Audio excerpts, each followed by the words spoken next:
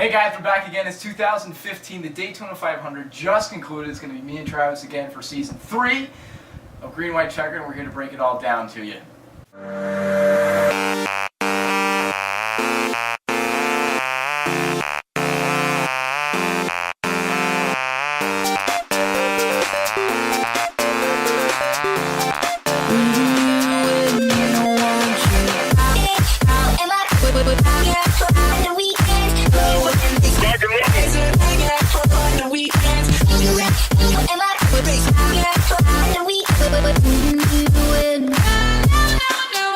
Meanwhile,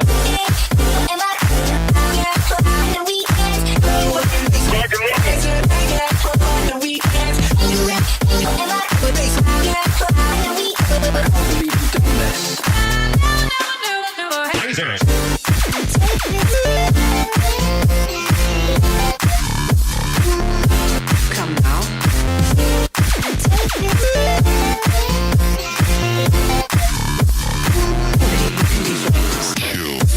So once again, the Daytona 500 just concluded. We watched the whole thing through and through, which surprisingly was one of the first races we actually watched.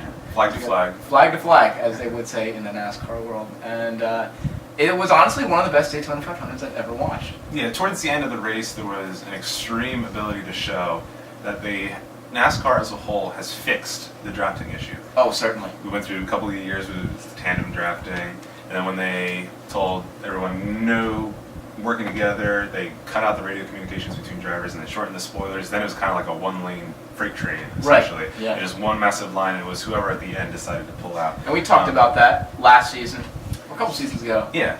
Yeah, no, we definitely had one of our debates about... And they fix it. Yeah, and They now fix it good. with the Gen 6 cars and the reworked spoilers, it works now. Everybody can vie for position. We had 3 wide racing for maybe 12 rows? 12 or 15 laps there was, and it was a deep set of rows like during that last part of the race, which is always, as usually the most hectic part of the race, but it was really almost new to watch. It was really fun to watch. Yeah. And it was no longer the question of who was going to be the driver at the end to pull out. It was going to be who could break away from the pack. Right. We had 3 rows. There was no lead car. Right, and of course, we're Green, White, Checkered. We're going to break it all down to you lap by lap, and that's what we're going to do. So we're going to start off with the start, of course. Yeah. And Jeff Gordon was on the pole. Yeah, Jeff Gordon, Jimmy Johnson on the pole. Hendrick Motorsports sweeps it. It's Jeff Gordon's last Daytona 500. It seems like the stars are aligning.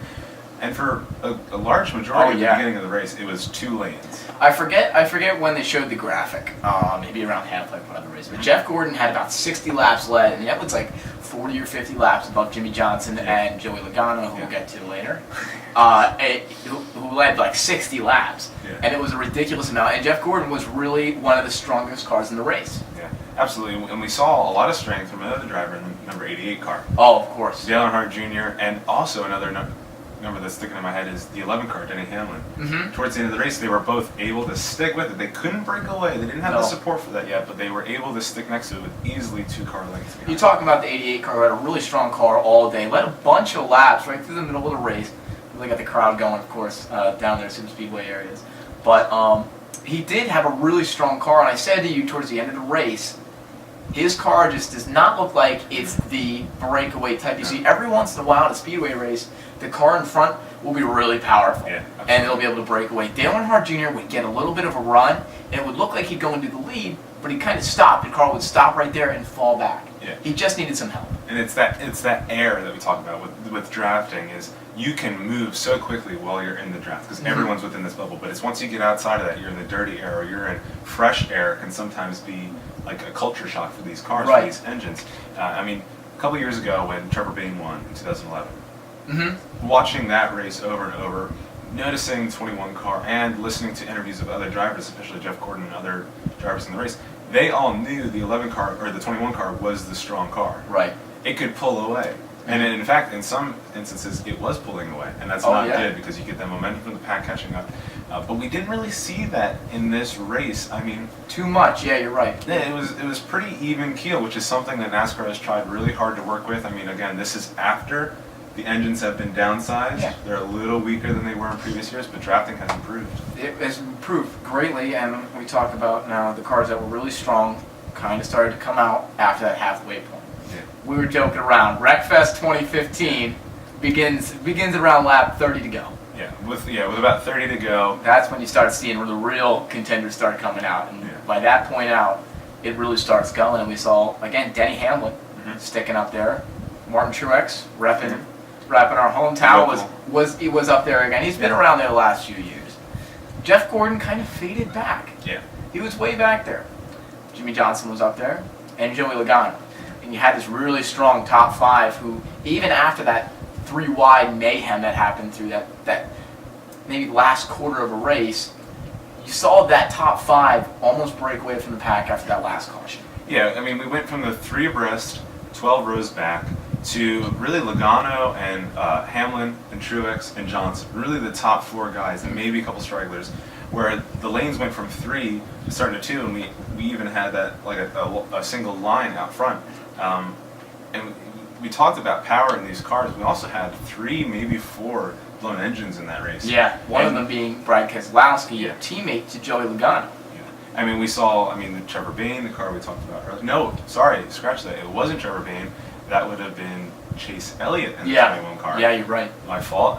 Who the engine just blew. And it's not a testament to the Wood Brothers because they make an amazing race car. You got Penske going, Wood Brothers. We even had, who was the other? It's drawing a blank right now. But, I'll have to look that up later. We'll put it in. We even had some of the lower tier race cars, Landon Castle, blew an engine. So a lot of stress on these engines for being so low power that they are. It was very interesting, and of course we had a couple cautions through the race. Nothing major. Nothing was a huge wreck throughout the whole entire race, which was really, really fun to watch, especially when you got to 3 wide going there at the end, like we said before. But then that caution flag flew when you had 2 or maybe 4 or 5 laps to go. Yeah. And you set up a green white checkered, excuse me. I just said the name of our show, name of the show. What a kid. People are freaking out right now. But yeah, we set that green white checkered, and that's when it gets really, really exciting. Yeah, when we see all this excitement happening and all this development, and then all of a sudden, Justin Allgaier's engine blows towards the end of the race, and okay, well, he's out. He's going to pull down to the apron. We're going to continue racing. This thing's going to go green for majority of the race. But no, that's not how NASCAR rolls. Justin Allgaier goes to the tri-oval. Something happens, runs through the grass, comes back onto the track. NASCAR has no choice but to throw a caution because more race cars are coming through. We even had a brief red flag period. We didn't get to go to a green white checker. We were close. Right, yeah. But my bad, I remember. It might as well have been. Yeah. Because we had 2 laps to go, essentially, and 2 stressful laps. We even talked about it before. We even kind of made our own strategies. Who's going to pit? Yeah, that one caution was interesting for the pit hole strategy there because the Larry McReynolds was talking about the pit window around lap 70 or so, how it was really tight on maybe one more stop. Yeah. And we were thinking if this thing goes to green white checker a couple times, we're going to see some people that are probably going to make some bold strategies. And you said the bottom 15, as they usually do, from 15th on, will probably pit. Yeah. And that didn't happen. No. Everyone was out. Everyone stayed out. And you know what that is? That's a testament to this race. Because everyone really wants it, and no one's really out. And it all goes back to that 3-wide racing. There was no ridiculously long line where it was hard for cars to get up front. We have a legitimate shot at winning this race, which is what NASCAR's worked really hard to achieve. And it's awesome. I mean, for a moment, it looked like these cars could go 80, 90 laps on field, twice the field. The great work with these crews, and towards the end, I mean, we even joked a little bit right before the red flag came out, the cars coming down pit road and everyone leaves, faking out the pace car. Yeah, I had no idea that was a red flag. Everyone started slowing down and thinking, oh my God, they're all faking out each other at the same time. But it was amazing, the strategies that worked. And another thing we also noticed, these crew chiefs keeping very, very even keel personalities per se. It honestly, right now, when I was watching that, I was like, wow, these personalities right now on these crew chiefs are incredibly calm for running the biggest race of the year, and that is such an important quality to have in any sporting event anywhere. If you have a calm attitude and you keep it cool, that's how you're going to win ball games. That's how you're going to win, anything. That's how you're going to win races. And we saw that a lot from Joey Logano. Yeah. He never freaked out through the whole race. Very cool. He's from New England. He's got that really, at ease mannerisms about himself. The Penske team has been in a lot of heat lately. Definitely. We had Keselowski last year with a series of debacles. We had even this year with Joey Logano getting a little bit of a heated conversation with Kevin Harvick. I mean, we can discuss that at a later date.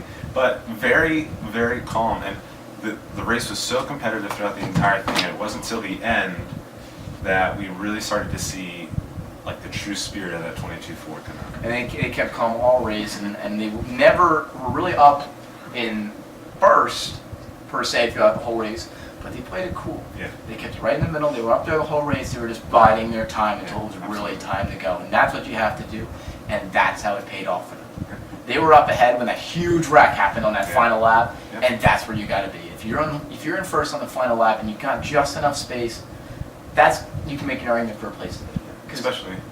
Especially with a guy in second place who has the nickname of the closer. He's known for not being anywhere in these races, and then all of a sudden coming out of nowhere and closing. And he was. I mean, a tremendous head of steam. And I'm surprised he didn't take the opportunity to take the lead, knowing that when you at one point have 4 cars next to each other racing side by side, something's going to go wrong, and it did. So, can you take us through that wreck towards the end? Yeah, towards the end you saw this huge wad of cars, and it's the final lap. It's just the nature of this racetrack. You're coming out of that second turn, and you see Jeff Gordon kind of bobble a little bit. When they go to the replay, he gets touched ever so slightly Just a bit.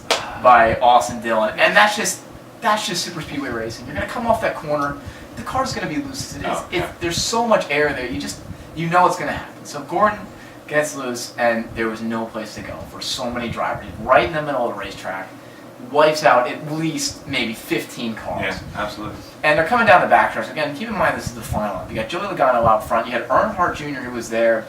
Was Jimmy Johnson there? I'm not even sure. If Jimmy Johnson was towards the front. But a lot of big names in the middle of the pack. Right. And they were all wiped out towards the end. And there was, right in the middle of the pack, so you had the back of the pack still racing for position. So NASCAR really had no option at all, but they had to throw the yellow flag to prevent more stuff from happening. And we didn't want to see that. Race fans don't want to see that. They want to see a finish to the end. And I think if there was, you would have saw maybe a closer finish. But Joey Logano was in the right place at the right time as he was all race, and he ends up coming out with this thing with a victory thanks to that yellow flag. Yeah, I mean, we all called it. We had a group with us all making different picks. There was an Earnhardt fan. We had this guy over here rooting for the man who'll be retiring after this season, Jeff Gordon, who a bad way to end his last Daytona 500 in a wreck. But I stuck through it, picked Joey Logano. He's my guy. I root for the Penske cars. Once the 2 was out, 22 all the way. It paid off. Wow, it was a bold pick. I was saying I picked the Super Bowl out of 2 teams, and you said you went up beyond because you had 43 teams to choose from. So it was a great Daytona 500 through and through. Yeah, absolutely. I loved every single lap of it. So if you loved this Daytona 500, I'd say you stick with us through the rest of the season because I'm sure there's a lot more races to come. For Ian Roth and Travis Drayton, this is VIII Checkered. We'll see you next week.